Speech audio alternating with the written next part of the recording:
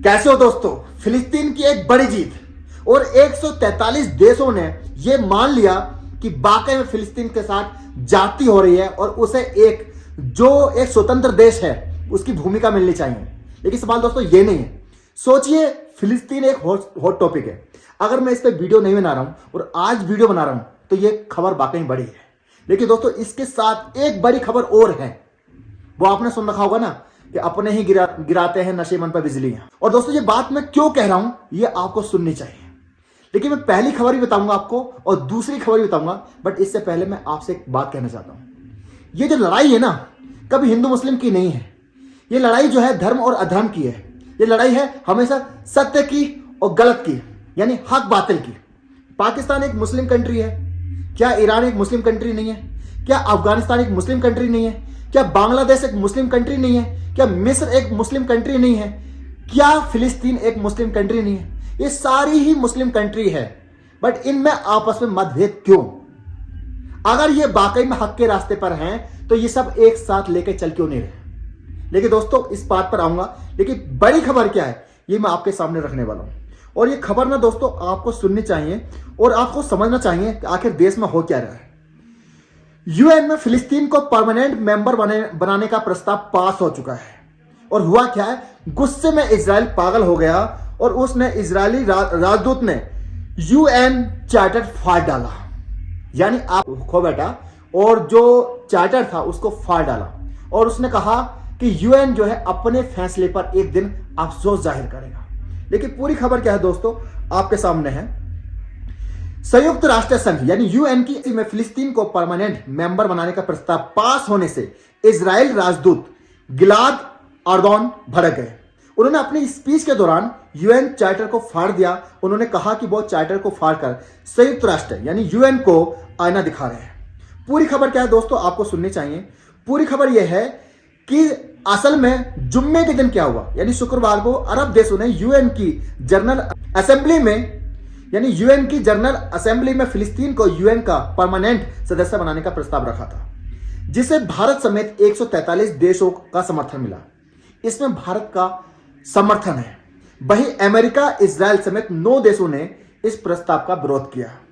अब सवाल यह है दोस्तों कि 143 देश जो है वो ये मान रहे हैं कि यूएन में पहली बात उन्हें सदस्यता मिलनी चाहिए। सवाल ये नहीं है दोस्तों। मतलब आप ये सोचिए कि एक वक्त था, आज से 2 साल पहले, 3 साल पहले या 4 साल पहले, जब सोशल मीडिया पर लोग इतने सक्रिय नहीं थे कि फिलिस्तीन पर जब जाति होती थी तो उसको लोग जायज ठहराते थे। उन्हें लगता है कहीं ना कहीं ये जायज हो रहा है। लेकिन 2 साल में सोशल मीडिया पर आपकी आवाज उठाने के बाद, स्पेशली भारत की मार्केट कितनी बड़ी है सोशल मीडिया पर, उसका ये असर हुआ है कि जो देश है उसकी संख्या में बढ़ोतरी आई है जो हक की बात कह रहे हैं। यानी 143 देश जिसमें भारत भी शामिल है वो ये सब चाहते थे कि यूएन में जो सदस्यता मिलनी चाहिए और ये प्रस्ताव पास हो गया। वहीं 9 देश ऐसे हैं जिन्होंने विरोध किया। कुछ देश ऐसे थे जो साइलेंट रहे, जिन्होंने ना मतलब हाँ में जवाब दिया ना जवाब दिया। सवाल यह है दोस्तों, इजरायली राजदूत गिलाद अर्दोन ने फिलिस्तीन को सदस्य बनाने वाले प्रस्ताव को यूएन चार्टर का उल्लंघन बताया है। उन्होंने कहा यह दिन यूएन की बदनामी के दिन के तौर पर याद किया जाएगा। मैं चाहता हूं कि पूरी दुनिया इस अनैतिक काम को याद रखे। यह विनाशकारी वोट है। आप अपने हाथों से यूएन के नियमों की धज्जियां उड़ा रहे हैं। उन्होंने हमास का जिक्र करते हुए कहा यूएन ने मॉडर्न नाजियों के लिए अपने दरवाजे खोल दिए हैं। इसलिए मैं आपको आपके वोट का नतीजा बताने आया हूं। आप जल्द ही फिलिस्तीन के आतंकी देश के राष्ट्रपति जो सिनबार है उससे मुलाकात करेंगे, जो आप लोगों का धन्यवाद देगा। अब दोस्तों बात यह है कि वोटिंग से पहले यूएन में फिलिस्तीन की राजदूत रियाद मंसूर ने 193 देशों से फिलिस्तीन के पक्ष में वोटिंग करने को कहा था। उन्होंने देशों से अपील की थी कि आपके आज के फैसले से हमें जंग के समय में से स्वतंत्रता मिल जाएगी। अब ऐसे में यहां दोस्तों क्या होगा, एक कहानी में ट्विस्ट और है। भले से ये प्रस्ताव पास हो चुका है, लेकिन क्या इसमें अधिकार मिलेंगे, क्या सदस्यता मिल जाएगी, इस पर हम बताना चाहते हैं आपको कि यूएन महासभा में फिलिस्तीन को पूर्ण सदस्यता तो नहीं दिला सकती। हालांकि इससे फिलिस्तीन को कुछ विशेष अधिकार मिल सकते हैं।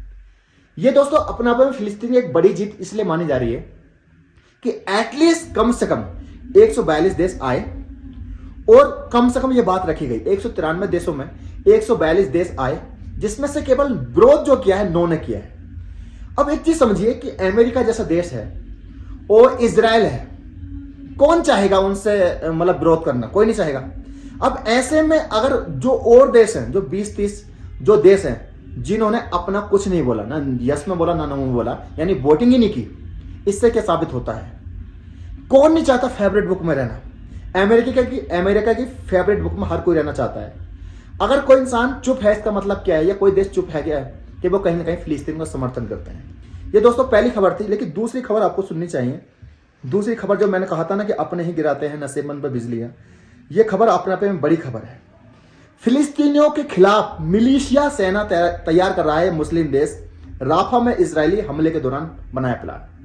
यानी फिलिस्तीनियों को भगाने के लिए अब एक मुस्लिम देश है जो मिलिशिया सेना तैयार कर रहा है, और वो कोई और नहीं है, वो मिस्र है। जी हाँ दोस्तों, राफा बॉर्डर पर दोस्तों फिलिस्तीन के लाखों लोग हैं जो फिलिस्तीन में उनके साथ अत्याचार हुआ है, और वो राफा बॉर्डर पर बैठे हुए हैं। यानी एक तरीके से आप ये कह सकते हो मिस्र में एंट्री कर चुके हैं, और मिस्र ये कभी नहीं चाहता।